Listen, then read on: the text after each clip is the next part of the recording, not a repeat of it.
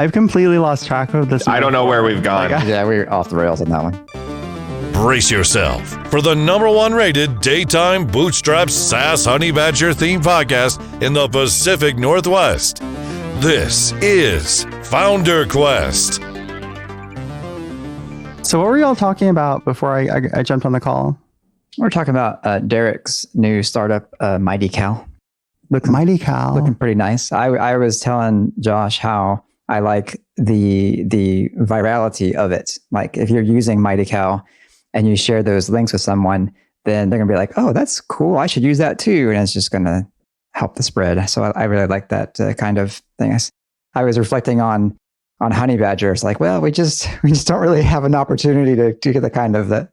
Wouldn't it be fun like to have that aspect of it? Like they got that with Drip too. Like that was their big thing with the Drip widget. So I'm sure Derek is he knows what he's doing. Yeah.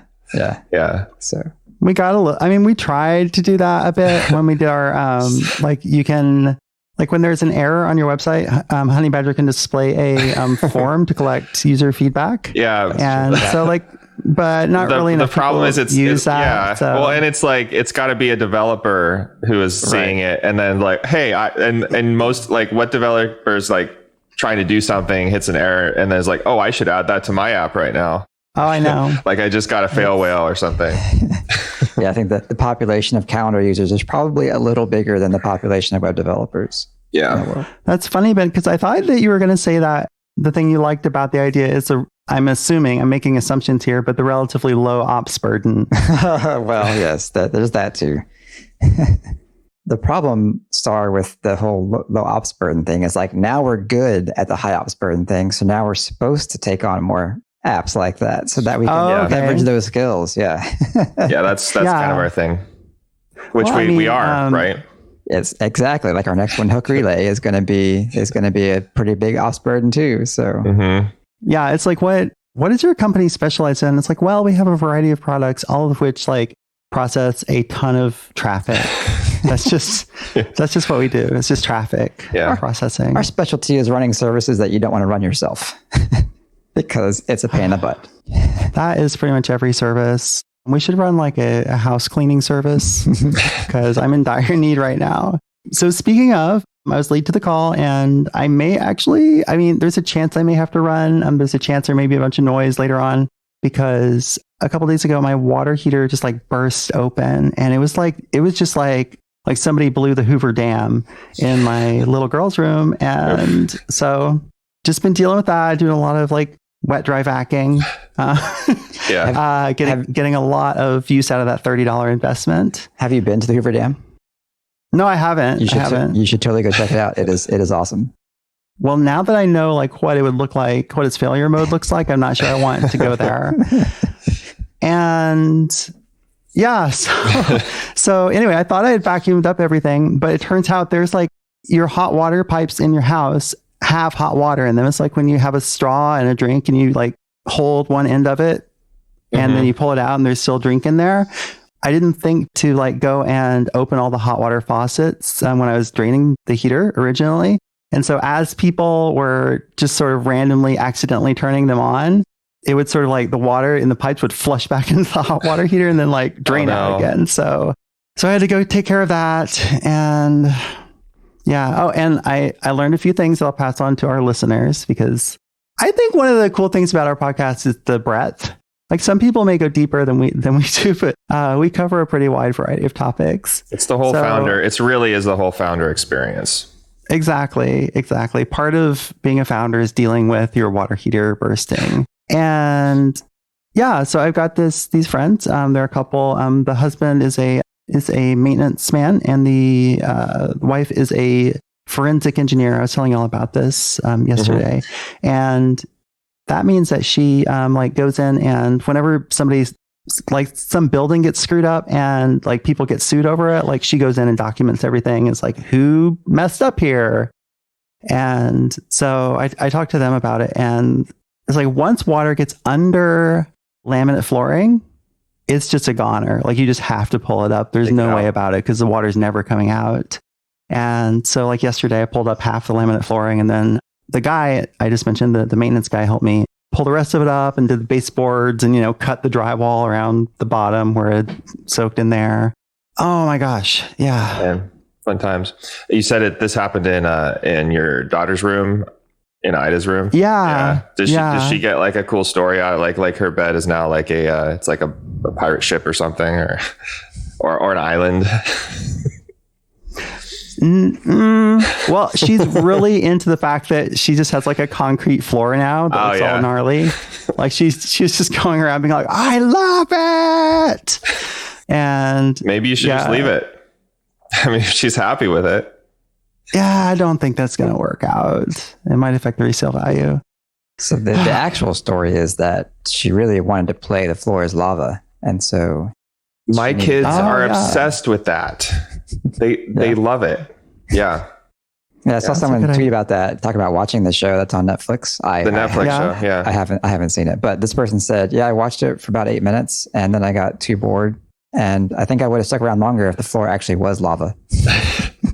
Well, I mean, that's a pretty good commentary. So like my kids are 2 and 4, and this is a show that is conceivably for adults, I think, but my kids just can't get enough of it. And it's one of the few things that we can actually watch as a family and they will sit through a whole episode with us. So it's more for their benefit. But yeah, I think like if it's like keeping the kids engaged that long, that I don't know if it's the thing I would be watching like after they go to bed. So really, this is the way for Netflix to build brand identity with the young kids, right? So that they'll be hooked for life. Yeah, right. Yeah, but it's not. Yeah, it's not even. It's not a kids show as far as like. I mean, it's like a family show, I guess. But I don't know. I do get really strong Double Dare vibes from it. I was a big Double Dare fan back in the day. So she doesn't get a cool story out of it, but I think I do, because the way I found out about this leak was that I was downstairs taking a bath and she said, I just hear her, I need to pee. And so I'm like, oh, okay, whatever. So I get out of the bathtub and I go out there and it's like, I'm noticing like there's like there's water all over the floor. Oh, I'm just like, Ida, what? This is too much. There's like a big hissing sound coming from her room. It's like a parent's worst nightmare. Yeah. But then the thing is, she didn't even notice any of that. She just like woke up and had to pee. But I think it was because there was this big like giant like hissing sound in her room. Yeah, that's hilarious. That might be TMI. We might lose our G rating for that. I think we'll be all right. Yeah.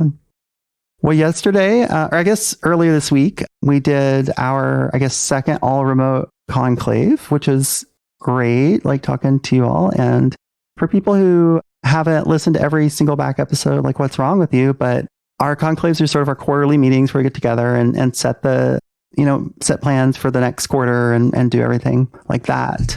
And since, we live in the apocalypse now, we do this remotely. We sort of switched, instead of doing like one big day, we do like a series of 1 to 2 hour meetings, which is actually pretty nice. It's a bit more relaxed. Do you guys still like that process? I didn't think about this until you said that, but I don't like that this was our second quarterly remote meeting after post coronavirus. Like, is it already, are we there? Like we're in like the second and third quarter now of like dealing with this. Yeah. I hadn't thought about that either, guess so. But yeah, it does feel like we're still in March, isn't it? So how many, are we going to place bets on like how many quarters we're going to be in? How many quarters until we see each other? Like how dark do we want to be in the show? I'm going to take 2030. Okay, there you go. That is going for the long bet. Just, oh my gosh, I hope not. You got to have an outlier just in case. I hope that isn't the case. I hope that isn't the case. 10 years from now, I'll be like, yeah, I nailed that one. Yeah. I don't even know at this point. But we discussed some pretty interesting stuff. It was kind of a light conclave. Like last quarter, it was pretty intense because like we just had the like pandemic starting and we're like, okay, what are we going to do to address this? Like do we need to change up anything? And so we decided to do a couple things to kind of see what we could do to like lower churn, because we figured, churn might be an issue as companies are a little bit more strapped for cash, perhaps. But then it turns out like the stock market's just doing great. So I guess nobody's strapped for cash. Yeah, everyone's obviously doing fine. If gravity just doesn't exist in this world. In tech, gravity just doesn't exist, I guess. I don't know. But then I hear all about, different tech people who've lost their jobs and stuff. So it just, I don't know. No, it's not. Yeah, I think it's like driven by sectors. And I don't know if we were talking about this on this podcast, but I don't know. Like apparently like the markets, like the indexes are being driven by like a few big winners. I think at least that's what I heard. And there's a lot of companies still losing, going out of business, etc. Yeah. This is now a financial podcast. Well, fortunately, like Star, you were mentioning our churn. Like we were pretty nervous a quarter ago, and in our conclave, we looked back over the past quarter and some of the things that we did, and there hasn't been the flood to the exits that we were fearing. So people are hanging in there for the most part. We've had a few people take us up on our offer of we're offering a few months free service for people that are really impacted, and we have had some customers who their revenue went to zero, and so they asked us, if they could take advantage of that. But overall, the story's been pretty good. So I'm happy with the measures that we took at the time. I don't know if given like how things turned out, I don't know if I could have like freaked out a little bit less or something for a few months.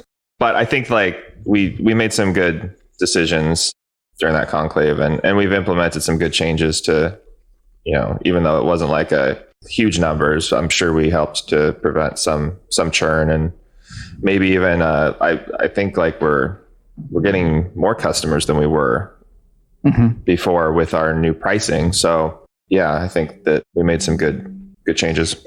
Yeah, one thing I think was interesting is that we didn't make every change that we discussed. Like there were probably half the things that we thought about doing, we actually did. And some of them were more dramatic than others. And we kind of left the more dramatic ones off the table.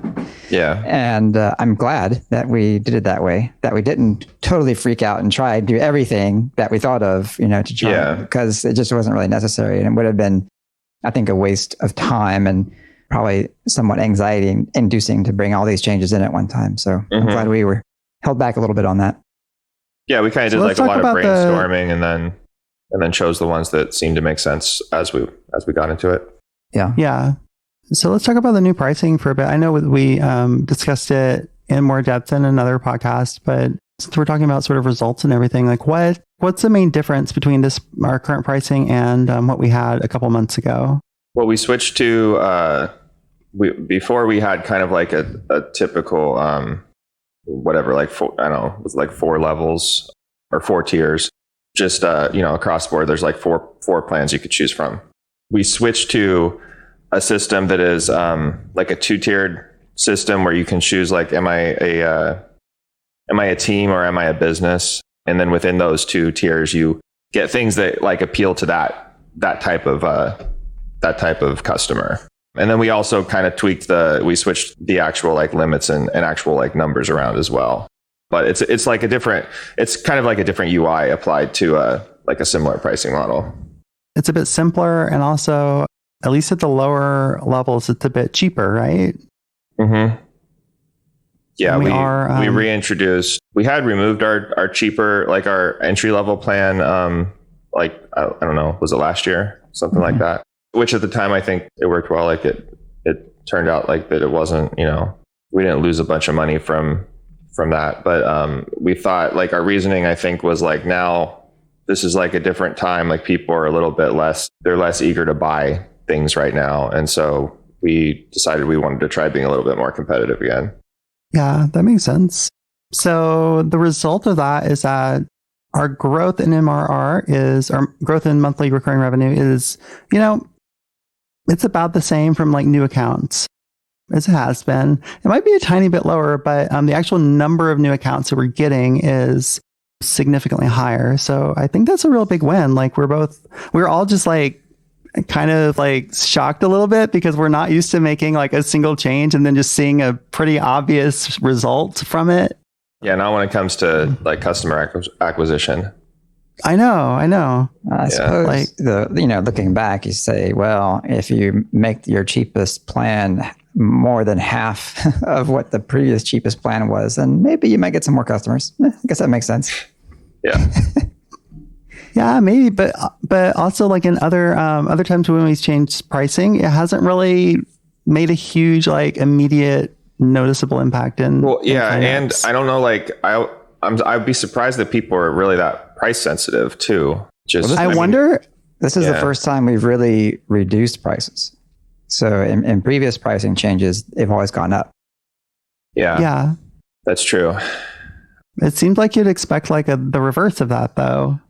But even as we went through like the process of raising prices progressively, like we did, I don't ever remember having like a huge drop off in signups either. It was always like, oh, okay, we're gonna change that. We're gonna raise this price.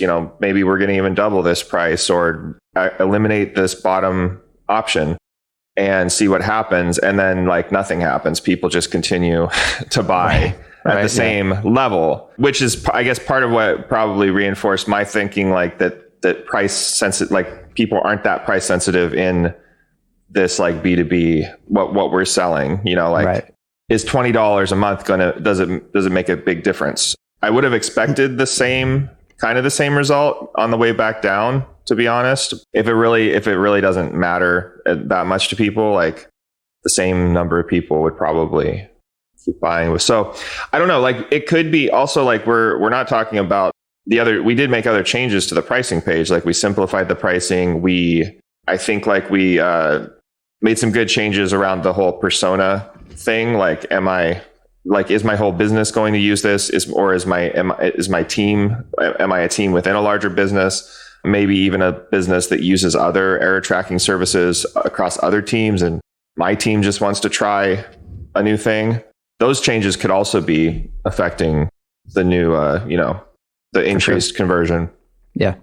One thing I just want to throw out I know you guys realize this, but I want to throw it out for the listeners because they might not realize it. The one big difference, like we talked about getting rid of our old micro plan or whatever it was called. And like now we have another low priced option, but now like a big difference is that we base our billing a lot more, we base our billing on traffic volume. And so there's a real natural sort of upgrade path as people sort of like see what volume of traffic their applications send us and all that sort of thing. Whereas previously we tended to tier more on like number of projects and things like that were not quite, I don't know. It was something that was, people had more of a choice, I guess. I mean, it was more discretionary as opposed to like how many errors you have. That's a little bit less discretionary. I think it's a sound decision. I think it's not just like changing our mind and going back to what we had with the micro plan. Yeah, for sure. Yeah, that was a big departure from the way we used to bill. I like the usage based model for us. I think it works better. Yeah, and our next product is going to be even closer to that. Even in fact, we could go down to just straight metered billing. I've thought about that, but I also want to support Heroku, and of course, Heroku doesn't do metered billing, so you have to have some sort of monthly thing or tiered thing anyway. So yeah, but yeah, I've been interested in this idea of just going to plain metered. Like, okay, you want to pay us a penny per 1,000? Great.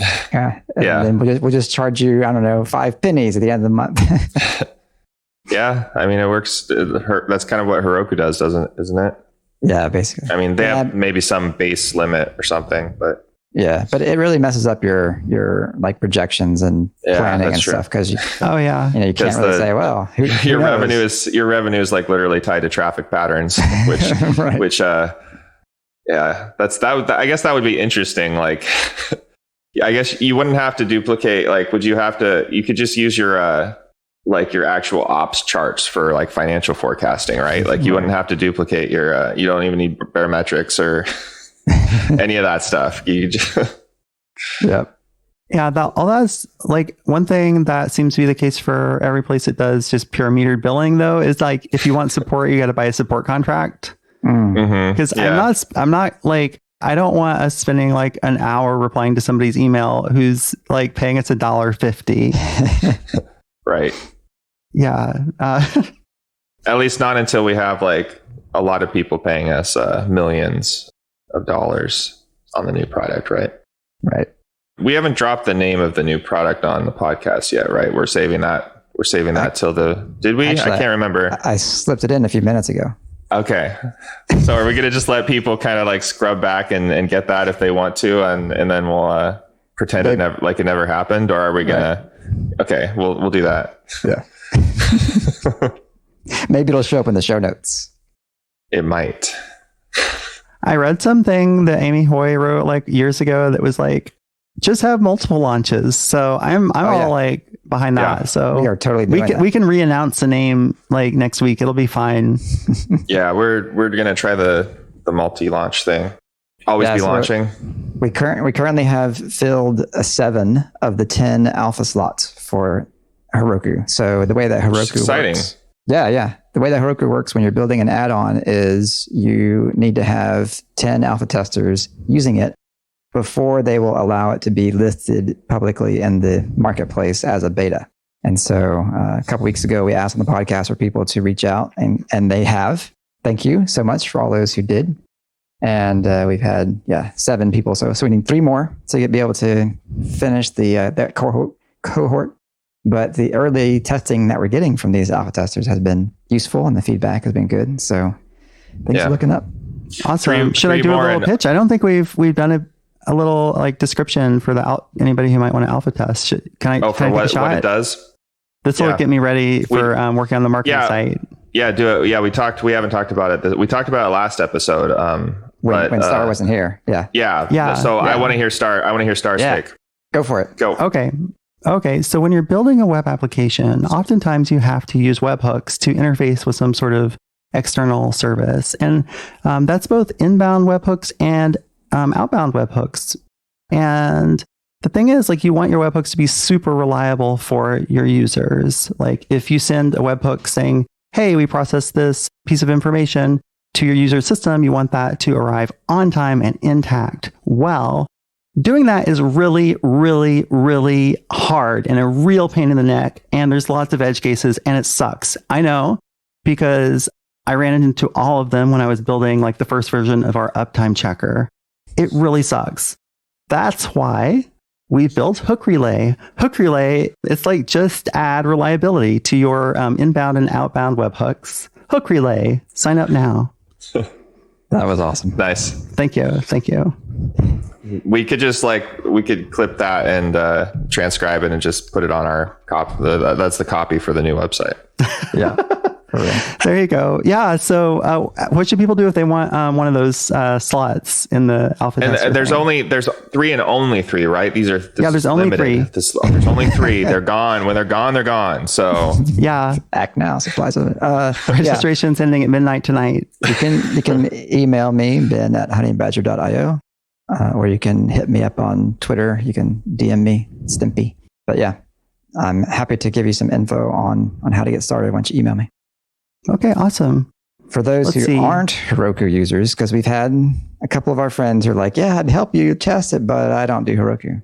I've been able to say, okay, fine, we'll let you in anyway, but you have to have a GitHub account because we're not doing authentication on our own. We're not doing email password authentication on this app. We're going to depend on third parties authentication. So if you really want to test Hook Relay and you don't do Heroku, you can still get in touch with me and I'll let you in if you can log in with GitHub. And most people in our target audience are going to be able to log in with GitHub.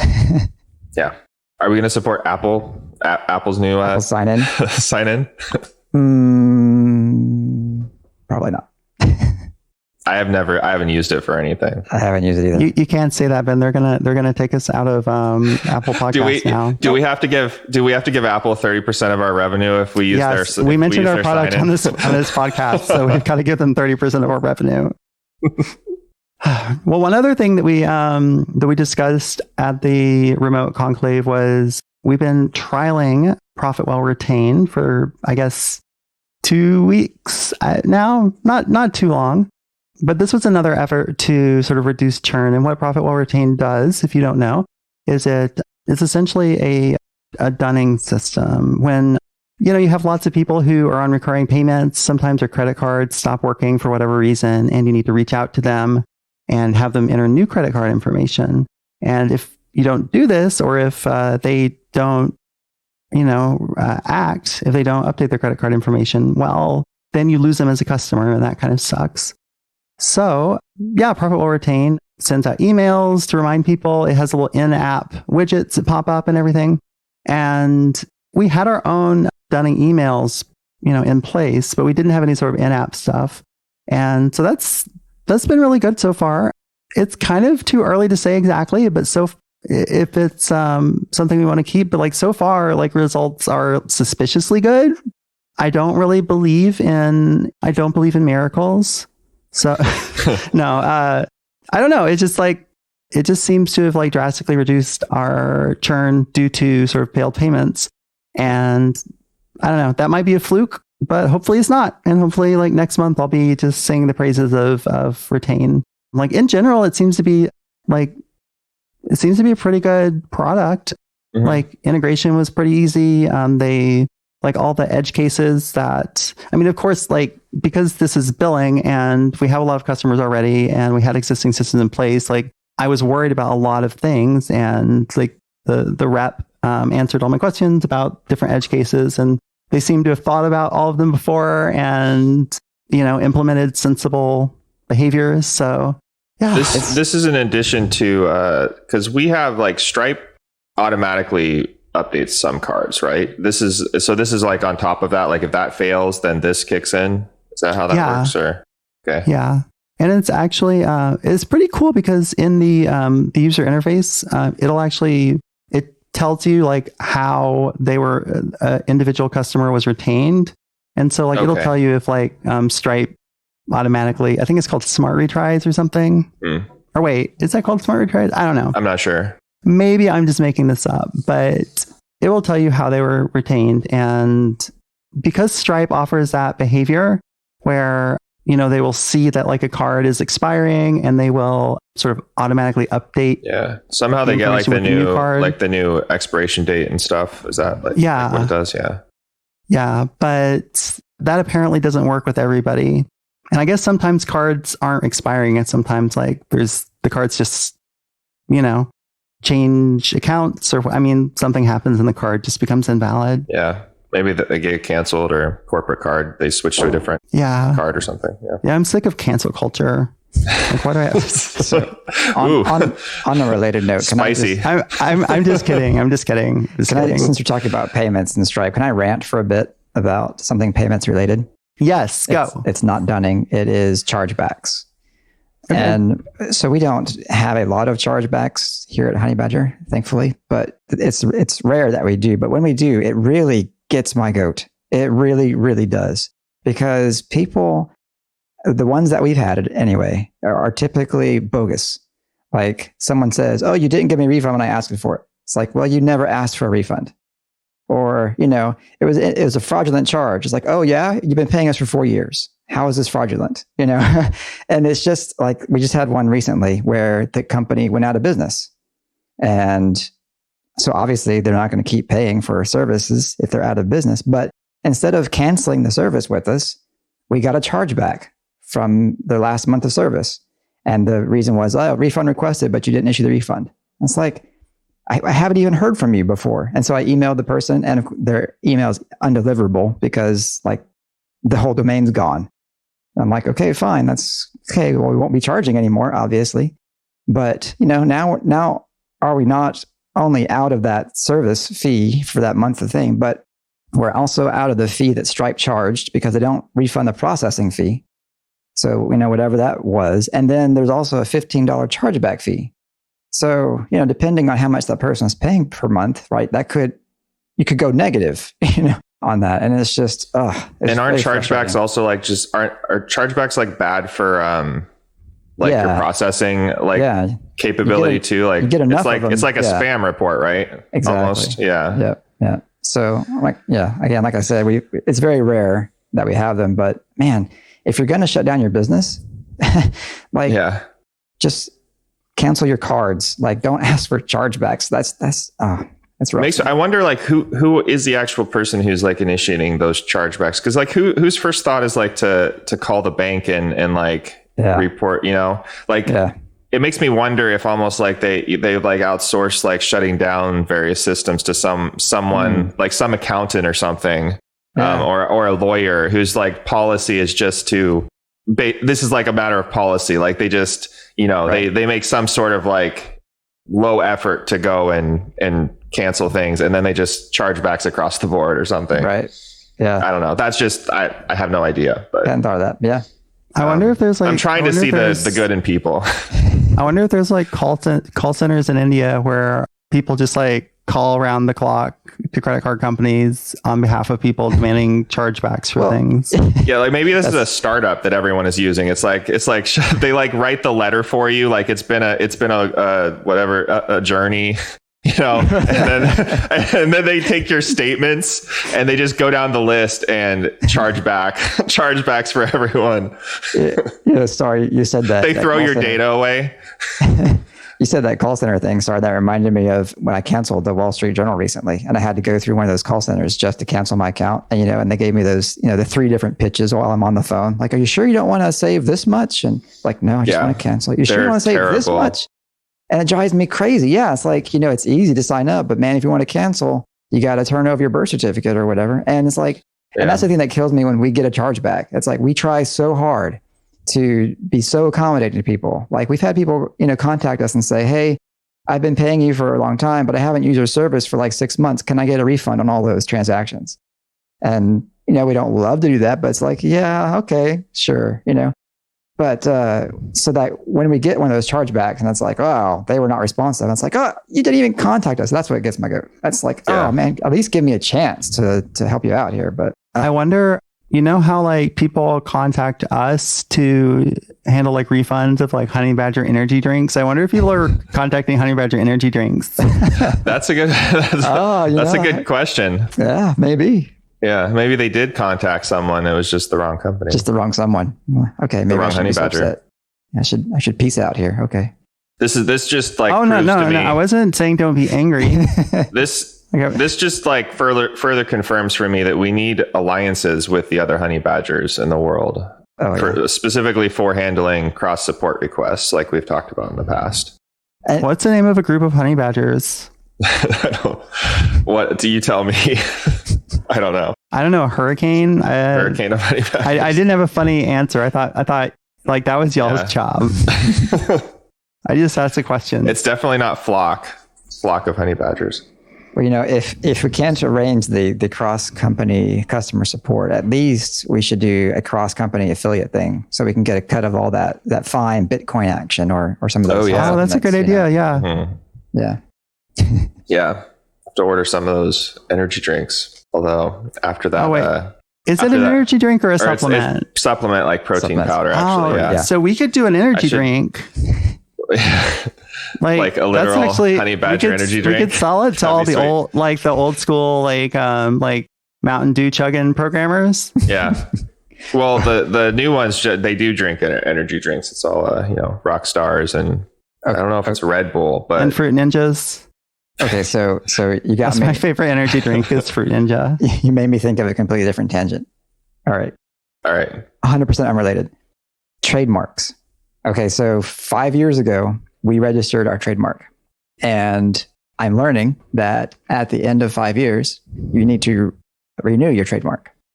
Well, the thing is, like, your trademark and your contact information are in this public database, right?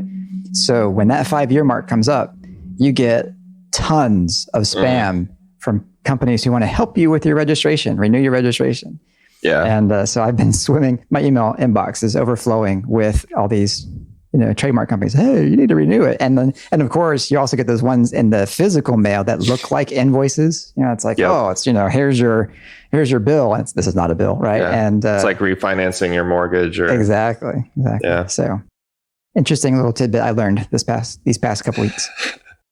Sounds like a job for a fast mail filter. Yeah. Exactly. Or rule or whatever. Yeah. But the funny thing is though, so just one last little tip on that.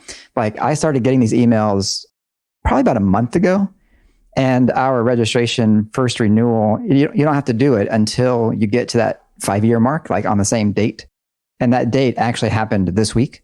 So these companies like way out ahead of the actual trademark office, because the trademark office will also send you an email saying, oh, by the way, you really need to renew. But but they know that they're timing it ahead so that they beat them to it. Yep. Clever stuff. A lot of trademarks in the world. Yeah. That's wild. Like, what if that was your life? Like, what if this was like, that was like what you spent all day thinking about? It seems like it would be kind of unfulfilling. Yeah. But I don't know. Some people find like just money fulfilling. So maybe they would be okay. Also, it's a little, I mean, that's along the lines of like this, people who just are outright scammers. And it's a little bit like you're hacking people. So, maybe they get some fulfillment out of that's that, called murder, Josh. Hacking people is called murder. No, and we don't condone it on FounderQuest. So if you're hacking people, then what is an exception in that context? Maybe the person having a heart attack? I don't know. They call the cops on you. Ooh. That would be exceptional. Well, it sounds like the plumbers are here to fix my water heater, so I better go. Sounds good. Good luck with that. Yeah, thank you. It was great talking with y'all. And to our beautiful listeners, just remember, if you want to rate us, please do so at like Apple Podcasts, whatever they're calling it these days. And if you want to write for us, we've got, instructions on our blog at honeybadger.io. And yeah, if you want one of those 3 remaining alpha tester I think slots, it's 2 now. I think it's down to 2 now. So oh my God, we're down to 2? Act quick. Oh no. Act fast. Oh wait, it flipped down to 1. We've got 1 remaining alpha tester slot. And yeah, so get a hold of Ben at honeybadger.io. And yeah, until next week, we will be your friends always. FounderQuest is a weekly podcast by the founders of Honey Badger. Zero instrumentation, 360-degree coverage of errors, outages, and service degradations for your web apps. If you have a web app, you need it. Available at honeybadger.io. Want more from the founders? Go to FounderQuestPodcast.com. That's one word. You can access our huge back catalog or sign up for our newsletter to get exclusive VIP content. FounderQuest is available on iTunes, Spotify, and other purveyors of fine podcasts. We'll see you next week.